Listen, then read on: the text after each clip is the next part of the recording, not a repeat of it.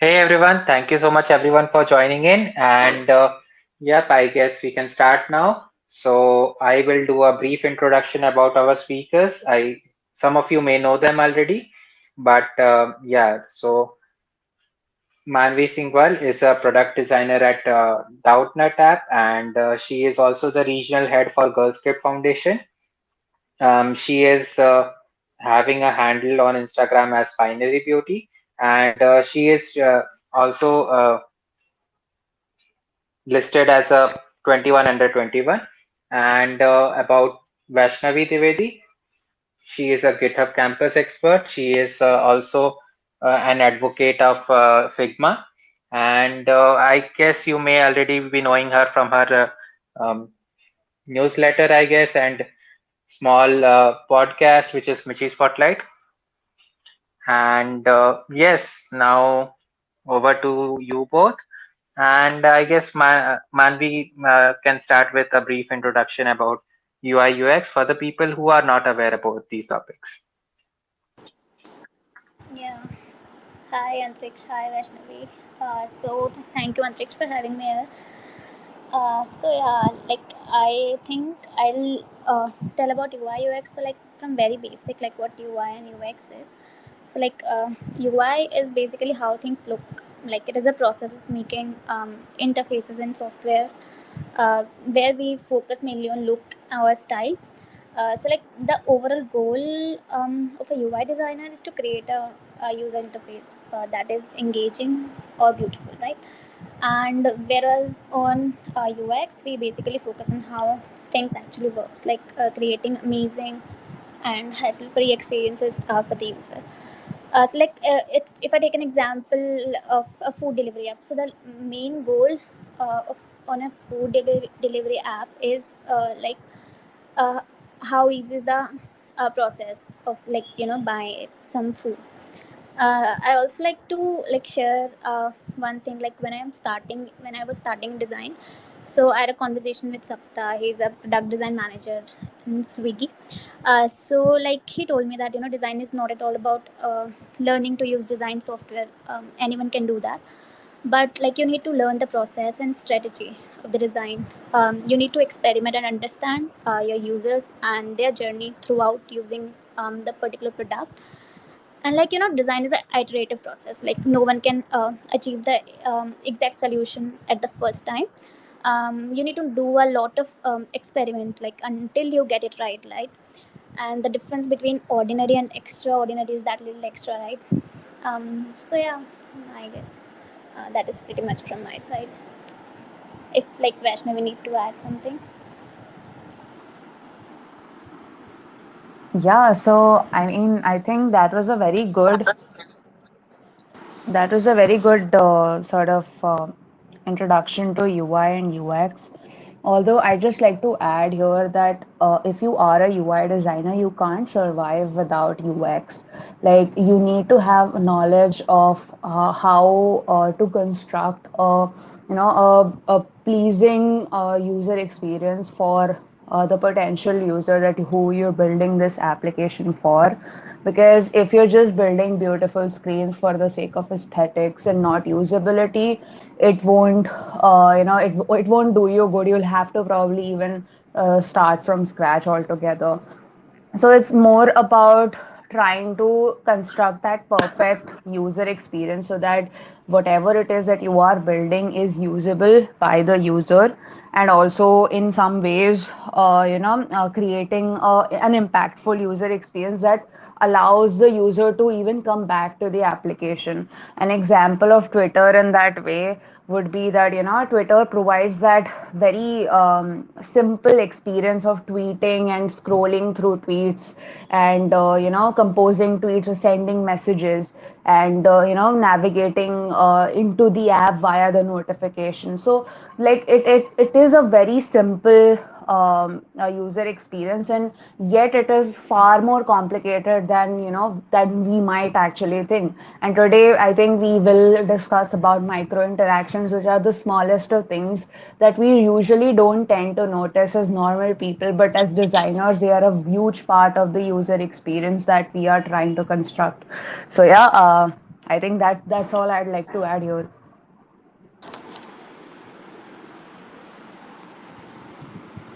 Yeah, I think I completely agree with Vaishnavi because like, a good UI. Manvi, your voice is a little bit not clear, I guess. Now I'm clear. Am I audible? Yes, you are audible. Yes, you're audible now. Okay, okay. I was saying like I completely agree with Vaishnavi. Like good UI can never make up for bad UX. Definitely. Also, one more thing that I'd like to add here is that UX is usually like an umbrella term used for a lot of different things. So UX actually consists of so many different things, like the content copy that you see on like if you go to Twitter web and you haven't selected any, like you go to type messages in Twitter web, and like you haven't selected any messages to view, then there's a Twitter, there's a copy, there's a UX copy that you haven't selected any messages, so that's why you're not able to see something. Select one of these messages and then you will be able to view the conversation or something. So these UX copies are also very important and crucial part that is usually taken care by UX researchers and UX writers who are really good at their jobs. And there's so many different roles within this umbrella term of UX, but uh, usually what happens is, at least in like early stages of a product, that usually a single person has to think about these things, and then these things sort of branch out as the application or the product grows more complicated and more complex in nature. So yeah, like that is also something that I'd like to add here, since we're discussing like UI and UX.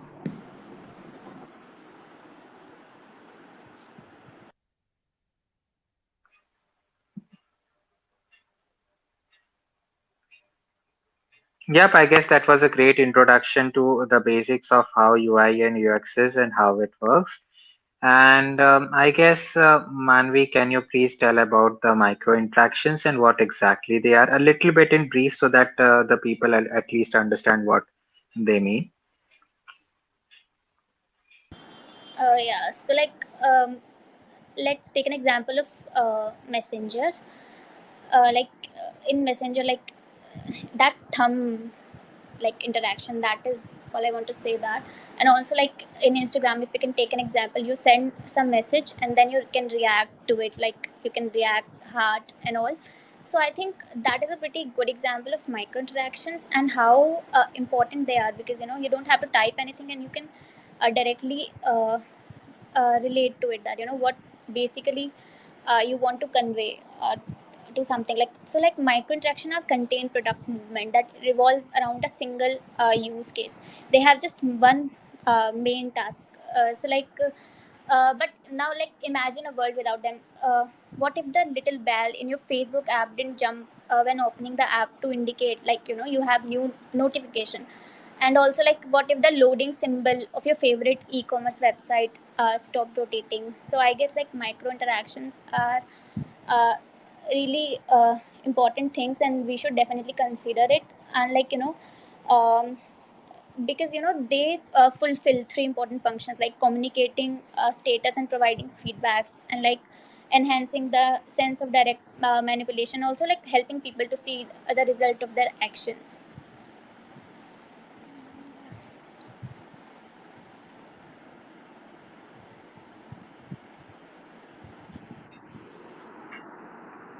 Vaishnavi, would you like to add to what Manvi said? Yeah, yeah, definitely. So, I mean, I totally agree with the part about, micro interactions having some sort of, let's say, function when it comes to your application. So, basically, whenever you look at a product, if there are no micro interactions, that I mean, basically shows that, it is a very, let's say, bland product in that way. So whenever you see an MVP or something like that, people who just focus on on the very, core features of any product or something. So if you look at an MVP, that is like an example of an application that would not have, let's say, micro interactions, because usually startups and product builders, they don't prioritize these micro interactions unless obviously it is like a huge part of the application itself. So they usually don't sort of emphasize on the importance of micro interactions early on, but they are definitely a very crucial part of it. So I'll also give a few examples of a micro interaction. So let's say when you plug your phone into charging, usually a lot of the applications, a lot of, just say for me, I use an MI phone, so like a feedback mechanism. What Manvi was talking about, that there's a feedback mechanism that pops up, and you get to know that okay, your phone has started to charge. There's like an animation thing. When you basically, even on Twitter, we have like so many different examples of micro interaction. When you like a tweet, then it pops like different colors, and there's like some confetti of sort, right? So even that is a micro interaction. So if it did not have that, obviously, like, you wouldn't feel that sense of, I don't know, like, there's a sense of accomplishment, or not necessarily accomplishment, but like a sense of satisfaction when you click on that like button, and these things like just pop out. It feels good to like things that way. And if it's just like a normal, heart or something like that, then it doesn't really feel, like you're doing something here. More than that, like, some very crucial examples of these sort of micro interactions is that when you, let's say, drag and drop something, there's an area for dragging and dropping files or images on different websites. So that is actually contributing to a very convenient sort of user experience for the user as well. So these are also some examples of like micro interactions. And when let's say, when you, I think Manu also mentioned this, that you have, when you click on the Facebook reactions, a lot of different kind of reactions like pop up, and there's a lot of animation in the wow thing. It's like, the emojis like moving and all. So even those things are there. On Tinder, if you go on Tinder, there's like swipe left and right. There's a slight animation there as well, because if there's no animation, if there's no flavor to what you're trying to do in the applications, it might seem like it's not a big deal. But when you remove it actually from these applications, you will realize the importance of these simple micro interactions. And a lot of new builders of products, they sort of underestimate the importance of these micro interactions in this scenario. So I think in this discussion, we'll essentially cover like some ground around micro interactions, and we'll also try to answer as many questions as people might have.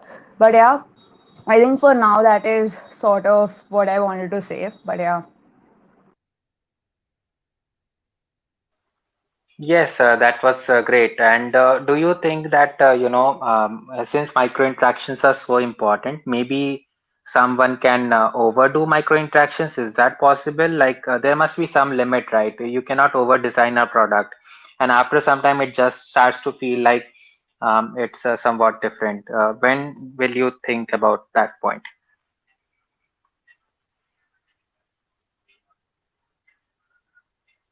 Would you like to take that up, Manvi? Like, I was just speaking, so maybe.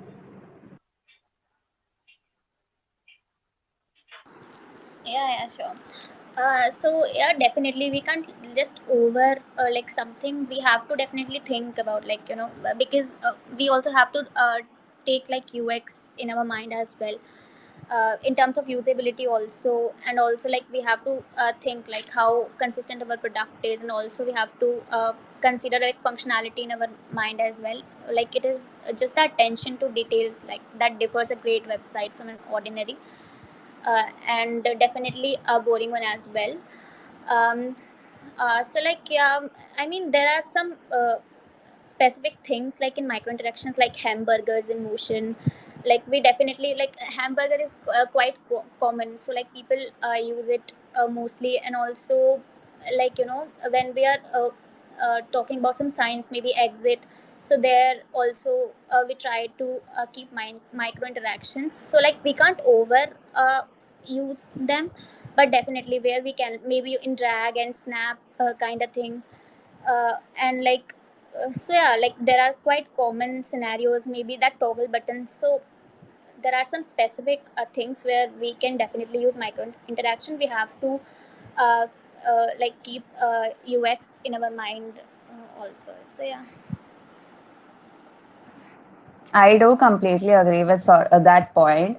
But I just like to add here that, when it comes to micro interactions, it is supposed to be like a combination of a lot of different things. Like you should need to make sure that, the impact that the micro interaction is making is in some way, in on par with the message that you're trying to deliver, or the kind of action that you're trying to perform on the application while the micro interaction is taking place. So basically, like for example, if let's say there's an error message that you want to show when, let's say, if a person has entered the password wrong or something like that. I've seen this on many sites, and you won't actually believe this. That people sometimes use a different kind of color instead of red while showcasing error. So that is a case of doing it wrong, obviously. Maybe not overdoing it, but doing it wrong in some way or the other. I think, Manvi, there's some disturbance from your end. Um, yeah, thank you so much. So yeah, like basically, I don't think there is usually any overdoing it, but there's also one more thing that, if let's say your application is taking a lot of time to load and you have installed a loader, okay, and your loader itself is very complex and intricate, and there's a lot of animations happening, and there's a lot of things happening. It might be intriguing to the user at first, but every time they try to load your website or your product, and every time of that animation sort of shows up, then it might be overdoing that thing, and it might sort of like make that user experience a little bit sort of far-fetched in that way, that okay, they're trying way too hard to get the user's attention or something like that. So maybe not like doing something or overdoing something in a way that it actually hampers the process of the action itself. So if someone is performing certain actions, micro interaction should not hinder the process of that action. So if I'm in the process of deleting something, the whole delete action micro interaction should not interfere in any way with the action that I'm actually trying to perform, which is the sort of the macro interaction, if you will. So micro interaction, as the name suggests itself, they are supposed to be like small subtle things that happen within your product that sort of intrigue the user in an inadvertent way. They don't actually have like much of an impact, but like not much of an impact, but like a much of a like users are not really aware of these interactions happening at the time, but when you remove them, it has a huge impact on the entire experience itself. So you should not overdo them ever. Like I don't think it is ever a good option to overdo these micro interactions, because then they are not so micro. Like right, I mean, I think it might actually hinder the entire process. So yeah, I think that's what I wanted to add here. But yeah. Yeah, sure. That was a great explanation. And I think I am seeing some people who are requesting to become a speaker. Can we take some questions from the audience? I think that would be great if Yeah, it's okay definitely. with. Yeah, okay. So I have Ankit Singh over here. And so I will just bring him up as a speaker. And Ankit Kumar Singh. Yes, so he is a tech speaker and a community manager. And he's a mentor also. So yeah, hi Ankit. Am I audible? Yes, you're audible. Yes. Cool. So as you all are talking about UI, UX, and micro interactions, uh, specifically Vaishnavi, you are talking a lot about interactions. So what I understand is That micro interactions are nothing but a kind of feedback to user. Am I right? Like, did I understand right?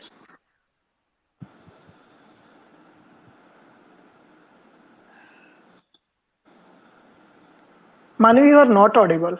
Like, there are some noise issue. Hello, am I audible now, Ankit? Yes, you are. Yes. You got it right. Cool.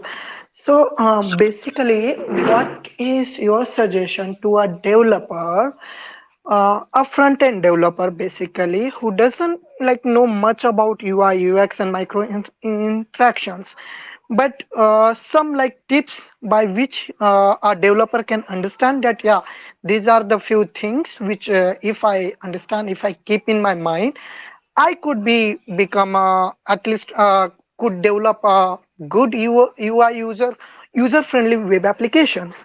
So just give some tips.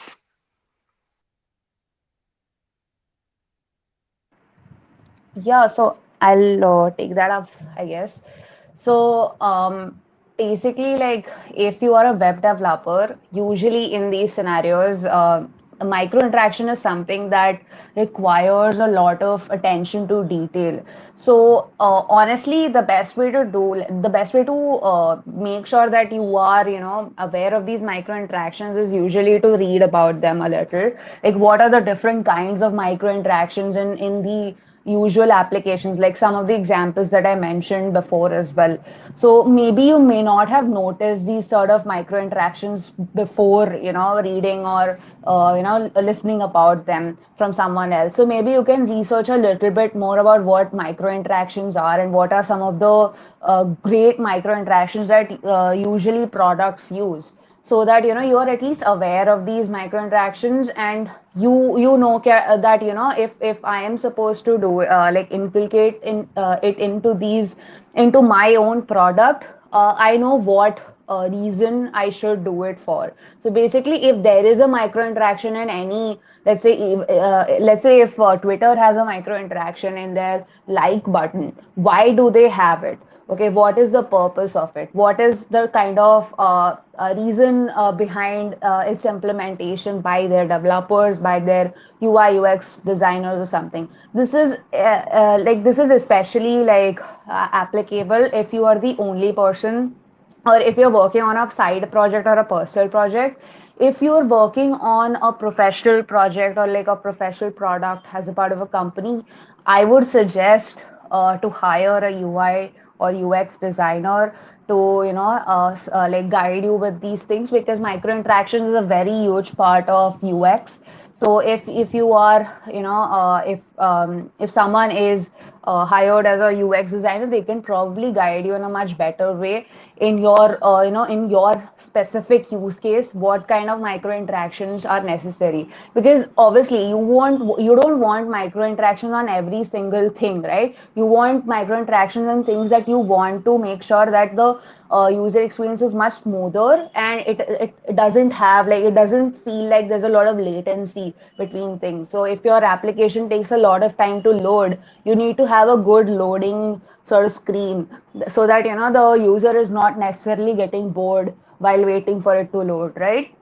So making sure that there is like a sufficient amount of micro interactions that you're using when you're navigating from one page to another or something like that. Everything should be sort of in moderation in that case. And I think it's best to sort of consult with a UX designer for these micro interactions for a specific use case. But other than that, you can read about it, and you will be like generally aware of what kind of micro interactions are being used by certain applications, certain popular apps, like the bigger apps, not necessarily social media, but something similar. So yeah, I think that would be my suggestion here. I think if Manvi has something to add here, then she can like probably give you some tips as well. I hope that was helpful though. Yeah, I completely agree with Vaishnavi. Whatever she said is completely right.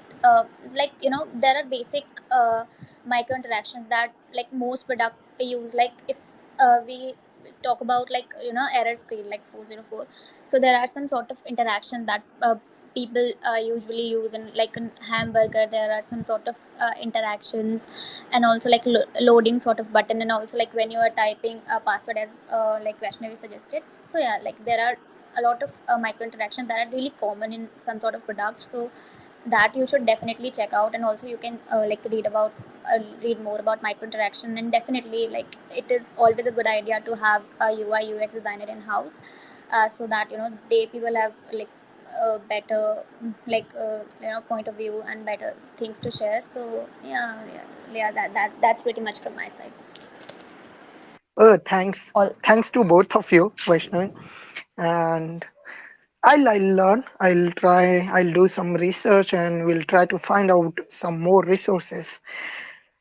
Yeah. Also, I'd just like to add one more thing. Like, this is much more of a actionable thing that you can actually do. So once, like, let's say as a web developer, if you've built an application, what you can do is that you can try to identify places where it's getting way too, like bland, and it's the let's say the waiting time is more, and let's say you want more emphasis on certain actions that you are performing, like that the user will be performing in that particular area. So you can make a list of these different places, because I did this in one of the startups. Like it was literally my job to list down all the places where we can use micro interactions, or where we can add micro interactions to make it much more better, the user experience much more better. So maybe you can like make a list or something, maybe a Notion doc or something, where you can just like list all the places where there will be a need for micro interactions. What is like your emphasis, what kind of feedback do you want to give to the user, and then accordingly you can research what is the best way to implement such micro interactions, so that because implementation part of micro interactions is the thing that you would need a UX designer for. You can identify where you have to put them, but I think the most important part is the execution. So make sure that like if you are like sort of, because at the end of the day, if you are like, let's say, implementing micro interactions, you as a developer would have to code it out, right? So you should also be aware of these things, so that like maybe from the next time you can be like, you can code it in such a way that you have room for all of these little things to be added into your application. So yeah, like that is just something that I'd like to add here. So yeah.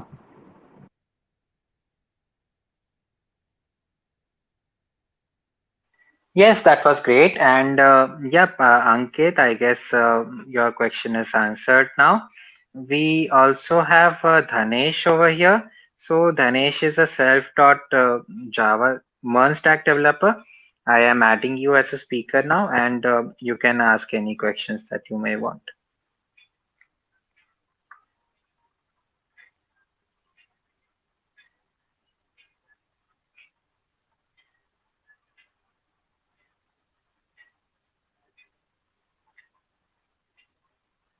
Yeah. Hello everyone.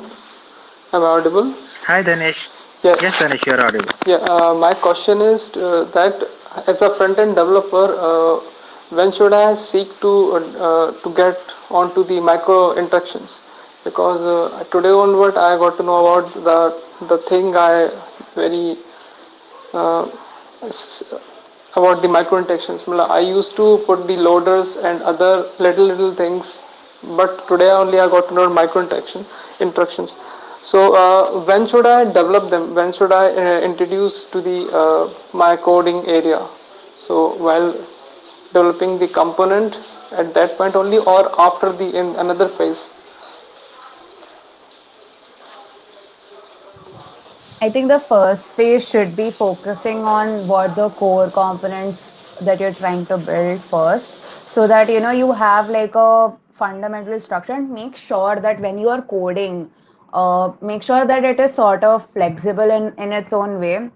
So if you want, like let's say if you want to add like if you are coding up something, and let's say in the future you'd like to add some sort of micro interaction to it, you need to make sure that it is not in some way like I would say it's not coded in a very jugadu kind of way, that you're just trying to sort of put sticks and stones together and making sure the code is working or something. It should be well written code if you want to add micro interaction on interactions onto it. So like make sure that there is some room for more improvement, I think. But I think first thing that you have to focus on is the web application and the product itself, and then based on your requirement you should identify places in like what kind of places you can add these micro interactions and what kind of micro interactions you'd like to add, what kind of things you'd like to emphasize on while adding these micro interactions. So make a list of these things and then probably include them at a little later stage, not necessarily after the app is in production or something, or like your product is in production or something, but in the development stages itself. I think usually if you follow like the normal agile way of doing things, you try to build, like you try to code it out first and then you work on the design aspects. Like you try to build some kind of a mid fidelity or sort product, and then you focus on like beautifying it. But yeah, like it is totally your choice. Honestly, it should be that you first code the components first and then make sure that the small things are added towards the end, because at the end of the day micro interactions are definitely important. But if you're building something and if there are a lot of bugs, or if there are a lot of things that you need to take care of first which are more crucial to your entire user experience, because if a feature in your application is not working, then adding micro interactions to the application would not do you any good. So micro interactions are sort of like the cherry on top. It's not you'll have to first bake the cake and you have to structure it properly, and then you sort of put that candle or the cherry on top of it. So yeah, I think focus on micro interactions on at a later stage, at least in my opinion. But yeah. Yeah, thanks. That's really good advice. And one more question I want to ask that. Okay, should I complete the full UI thing and then start coding 100%, complete the UI UX thing and then start coding, or just I can complete it a meaty part and then start coding and later on add something? So what's your take on that? Um, I think the most important thing, according to me, is UX. So first, I think before jumping to UI, you should completely look into UX part, because I think, as I already mentioned, like good UI can never make up for bad UX. If I'll take a example, like have you ever came across a really beautiful website, like there are a lot of mind blowing animations and on point color schemes, but it is actually a real pain to use. So it is like picking up a beautifully decorated cake that actually like taste awful when you bite into it. So I would suggest first look up into the UX part, like figure it out everything. Like don't make use a thing, do complete research, like possible layouts and options, to provide the desired experience. And then I think you should definitely look into micro interactions. So yeah, first UI UX and then you can code. Yeah. Yeah, thanks a lot.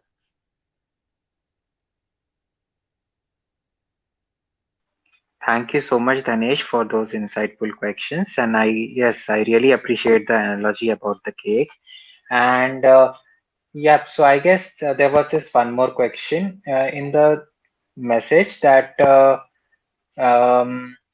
what are the tools most companies and startups use to design micro interactions? This question is from Akshat. I guess Vaishnavi or Manvi, whoever wants, they can take this. See, there are a lot of tools available to design micro interactions, but like my favorite is definitely After Effects. So yeah, that is pretty much my favorite. If Vaishnavi wants to add something. Yeah, so I think like After Effects is definitely the number one choice in designing micro interactions. I think I've seen a lot of videos yeah, like about designing micro interactions with After Effects. Although if you are looking at something that does not require a steeper learning curve, because obviously After Effects is something that you have to, let's say, learn, you have to invest some time into, because Adobe products are like a little bit challenging to learn at first. Obviously it gets better, but if you are looking for something which is like very minimal, not necessarily not necessarily too complicated, then you can also try Framer, which is a very good tool, at least for newbies who want to, let's say, try their hands on simple micro interactions and simple animations or something. So I think, I suppose that could be a good tool as well. But yeah, definitely industry standards dictate that, okay, definitely After Effects is the tool that you should use. But you can also use Framer if that is something that you would be interested in, because it has a very similar UI to Figma, and it is like, even though it is not that flexible in its use case, but if you are looking to design something very like minimal or something, then I think it might actually help. But yeah, that totally depends from the use case. So yeah. Yep, and also like you can also try like Protopie. It is also Hmm. quite good. Yeah, Yeah. definitely.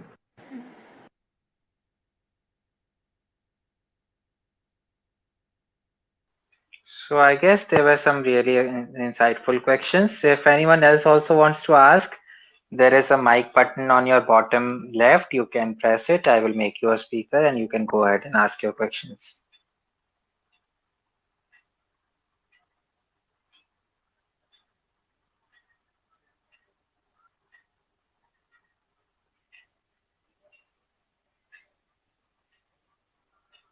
I will give a few minutes so that if anyone wants to ask, they can do that.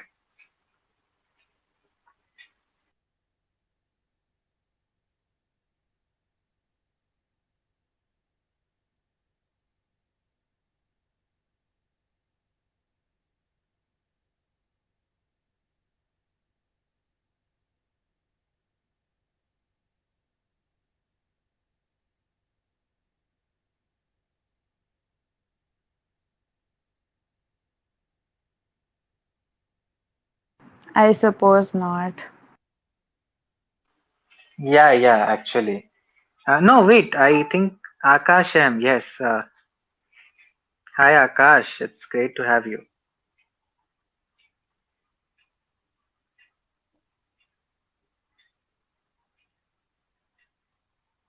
So Akash is an ex-lead of TSC SIST, and he was also a part of GSOC. And I guess yes, he is working at Twilio, if I remember correctly. So yes, Akash, please go ahead with your questions. So yeah, it's nothing but it's. I'm just asking this question on behalf of everyone. So micro interaction is something which is an interesting topic. Which is even for me, I love it.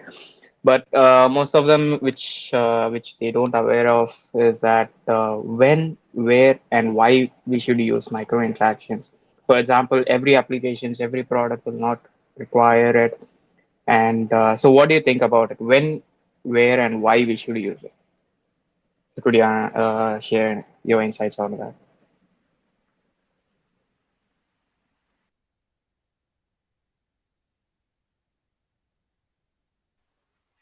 Yes, just one small thing that Manvi was telling that she wants to go for some girl script meeting, and yes, sure. Thank you so much, Manvi, for joining in, and it was great to have you over here.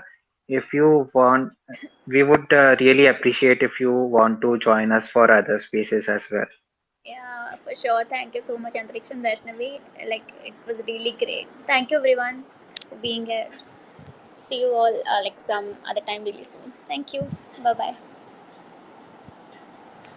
Um, All right, I think I'll take that question then.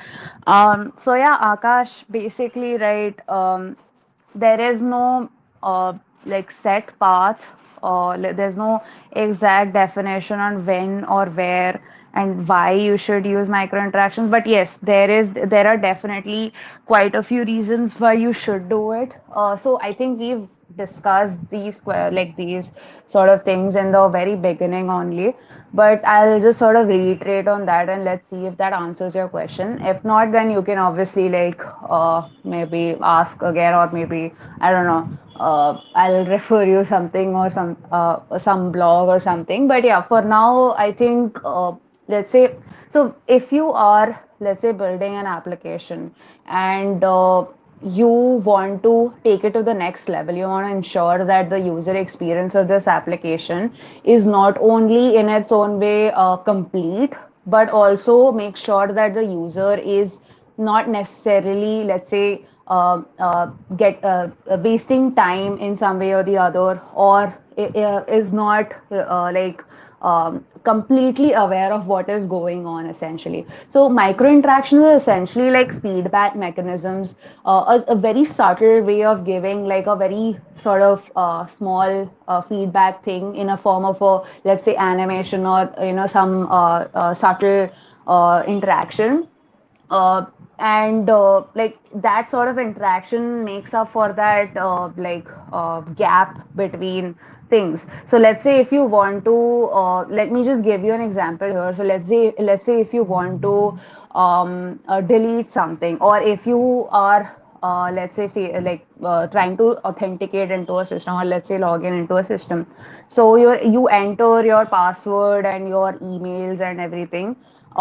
Some examples of micro interactions here would be, first of all, if you improperly enter it, it should show an error or something, or if you have entered a correct form of email, it should immediately show that okay, this is like a correct sort of way of entering an email.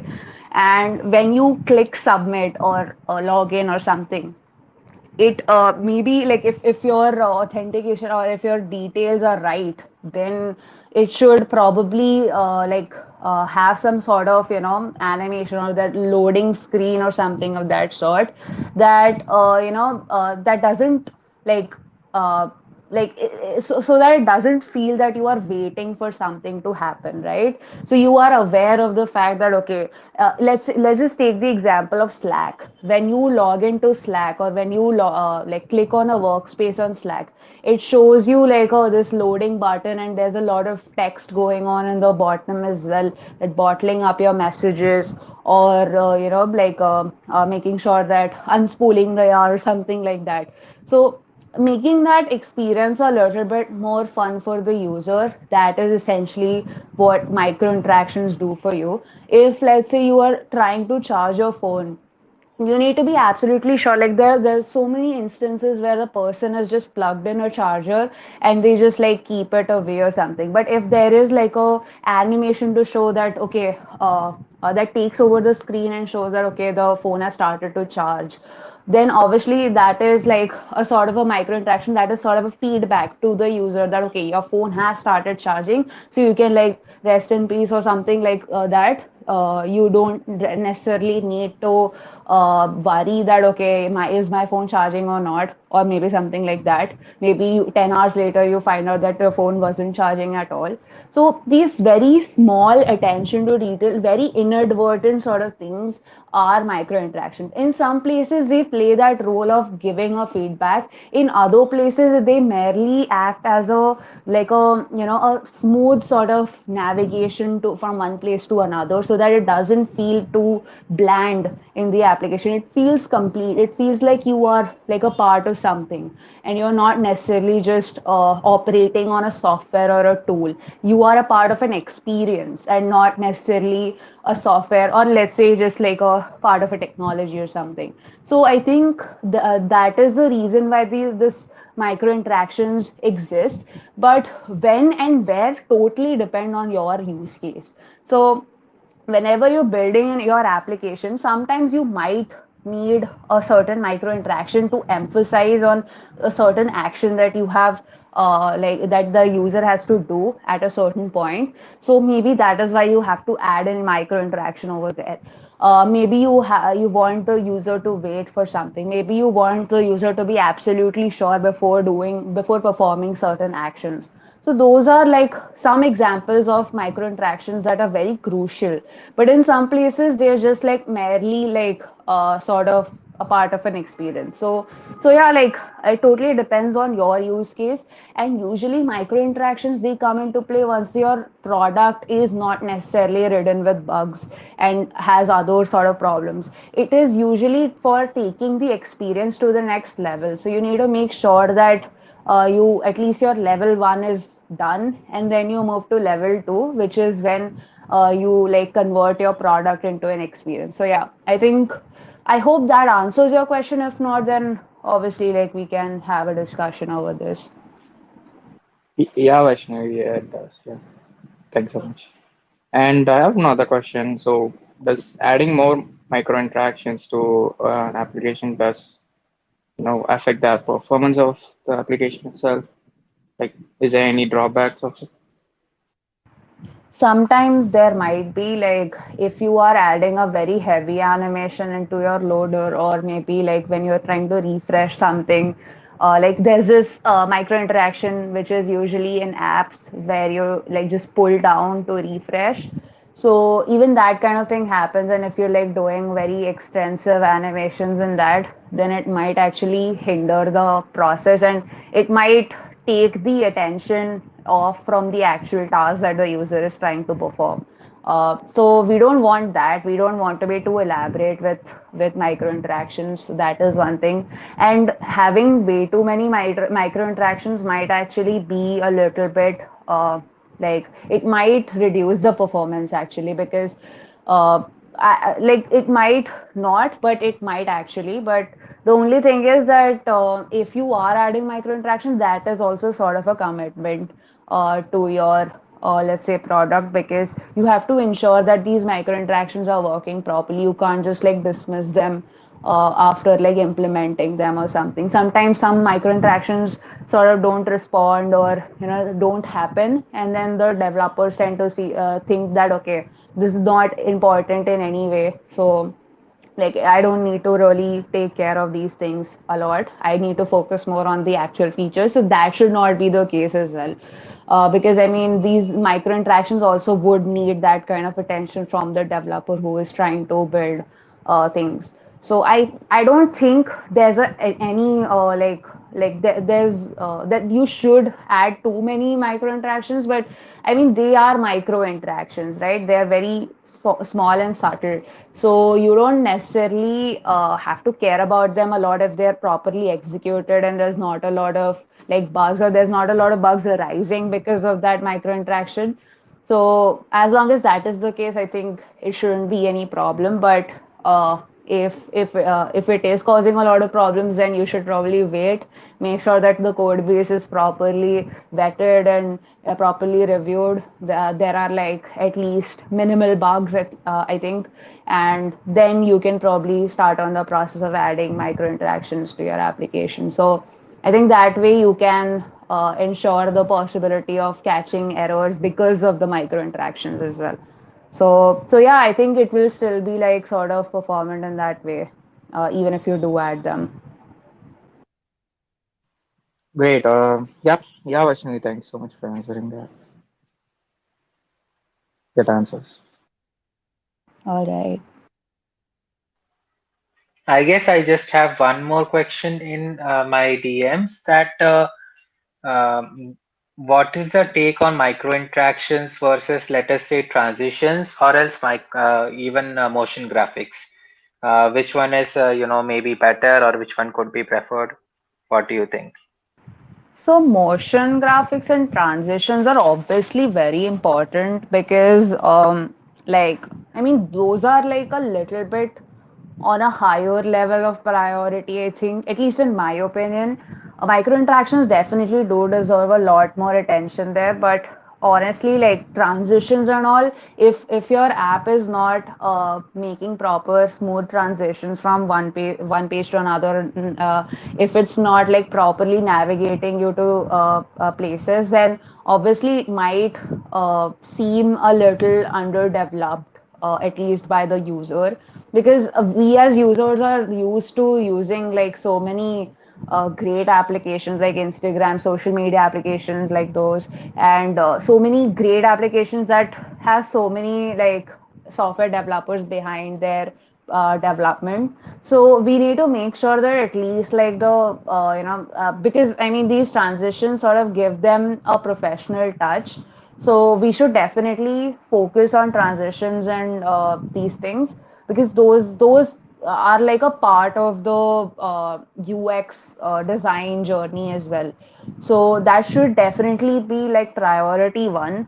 But then micro interactions, when your product is like more bug free, then you can probably focus on micro interactions then. So I think that would be like sort of the way I would go about it. But yeah, I think from what I can see, even in the articles that I read, and even like listening to people talk, I've seen that people also prefer usually this sort of priority rating. But obviously, there's no priority as such. Usually, maybe some applications might not consider transitions as priority. Maybe if you're building an app, they might not consider transitions like the way an app is transitioning from one page to another. They might not consider that as a priority because maybe like frameworks like Flutter, they already have some sort of ways of navigating.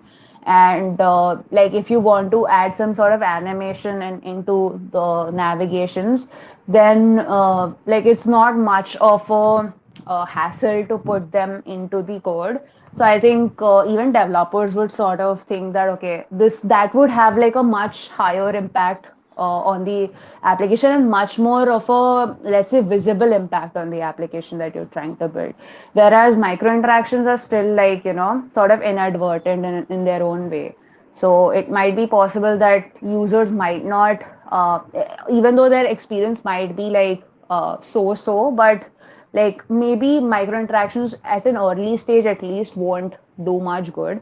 But yeah, at a later stage, when you are in like full production mode, then I think both these things require equal attention in that way. So yeah.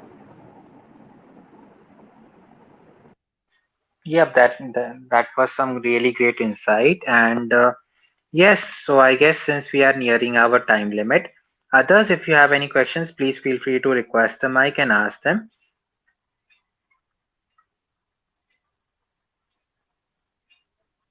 We can have like, let us say, maybe one more question towards the end.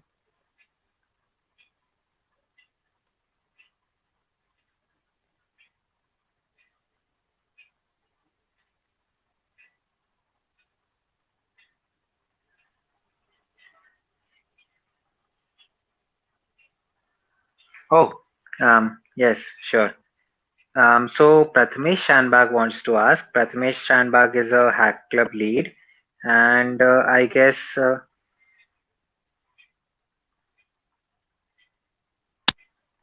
he is also building in public and organizing API hacks hackathons. So yes, Prathamesh, I will make you a speaker and you can ask.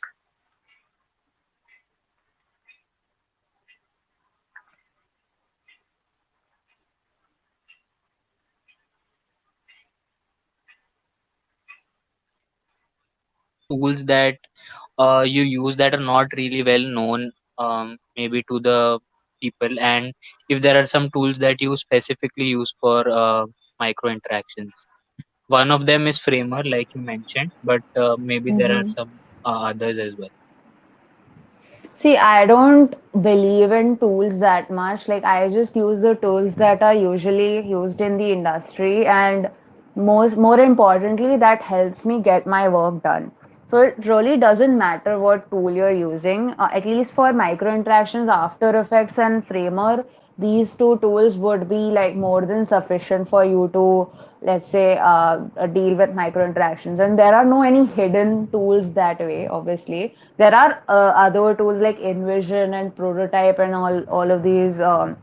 Different applications, but I just feel that these tools allow you that kind of flexibility to work with different kinds of micro interactions. So I feel that like that's why I use them extensively when I want to like build something like that. So I feel that I don't think that you would need any other tools. And like even Manvi pointed out before, that tools are like just a way for you to like execute whatever it is that you're trying to do. But at the end of the day, it is your own intuition, it is your own sort of experimentation and like your own sort of way of doing things that will help you uh, build something that is like, I mean, in any way is viable. So I think it doesn't really matter what tools you're using here. After Effects is way good. Like you can do so many different things with After Effects. It's like one of my favorite tools, second only to Figma. So yeah, I think your After Effects is more than enough because you will spend a lot of time learning it first. So I think you should not really look at the tools with a magnifying glass. You can just like learn one thing and then implement everything in that easily. So yeah, and I think most of the micro interactions tutorial you'll see on the internet also, like they'll be based off After Effects. So I think it's the best bet to learn that. And even in the industry, if you go to a startup or even a big product company as a product designer or as a as someone who is specializing in micro interactions, then you have to work with After Effects. So I think it's the best tool to use here. So yeah, I hope that answers your question though. Yeah, thank you so much. I didn't know about that. So this is the Yeah, first yeah, time definitely. yeah, I joined a little late, so it's the first time Mm-hmm. I'm hearing about After Effects used for micro interactions, basically. It is actually because see, After Effects is just like you don't necessarily make movies with After Effects. You just make like short clips and stuff. So it is pretty simple once you get to learn at least the controls and stuff. But obviously, there is a steep learning curve there, and After Effects is the tool for it. So yeah. Got it. All right. Antariksh, any other questions or any other requests for speakers? Yeah, I guess Dhanesh was requesting. I have to be mindful of the speaker's time as well. So if you want, we can take another question. Otherwise, we can wind up. I think we can wind up. And if you all have any questions with respect to micro interaction or the discussion that we had right now, you can connect with me via DMs or something because I think it's getting pretty late. So let's like wrap it up for today. Yeah, sure. So yes, thank you so much everyone for joining in. If you have any more questions, please feel free to reach out to Vaishnavi or to Manvi through DMs. They will be more than happy to answer them. And it was a great to have all of you.